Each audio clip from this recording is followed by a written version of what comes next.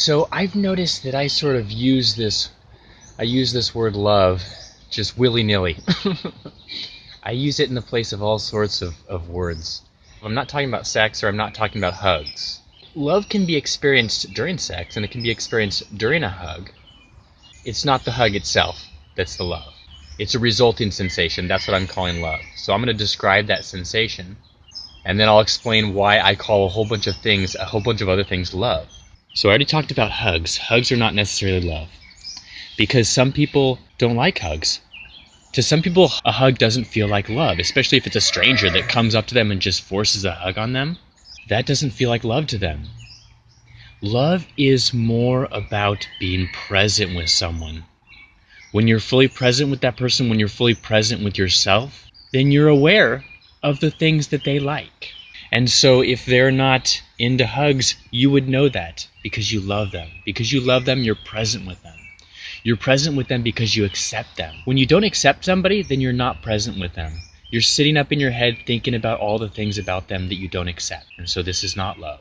So love is acceptance. So many times when I say love, I'm just saying acceptance. So self-love, for example, comes from the same place. If we give ourselves acceptance, that is the same as self-love. So acceptance sets us free. It drops off all of those negative thoughts and that self-loathing and all this analysis that constantly goes on and feels bad. It feels bad to not accept yourself for exactly as you are. It feels difficult to walk through the world when you don't accept yourself for who you are, because you're not completely present when you're not accepting yourself. You're up in your head judging yourself. And you start stumbling over things. And then we start getting mad at ourselves, right? Because we're not performing well, which makes us self-loathe even more, which makes us even less present, which just causes this cycle. Acceptance is love. What else is love? Peace is love. So when I'm saying love, I might actually mean peace. Because peace is what results when you find your lovableness.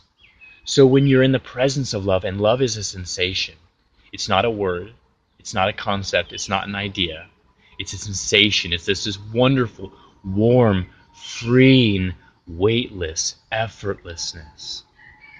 It is the best feeling that you've ever felt, love. You can be searching for all sorts of discoveries. You could be pursuing all sorts of endeavors.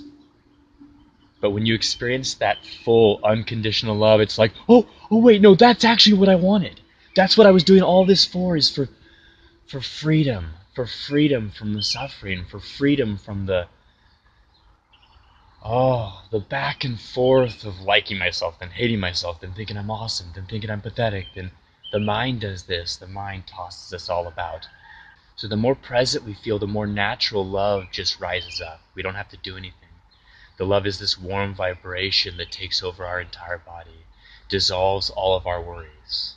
So there's many different ways to get there. A lot of people use drugs and alcohol because it feels like love. They use the drug and the alcohol for that moment of freedom where all their worries are gone.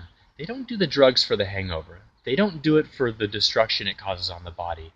They do it for the love, that freedom, that peaceful feeling that arises once the mind is quieted a little bit. The drugs will do that. The thing is, though, that we can do it through meditation.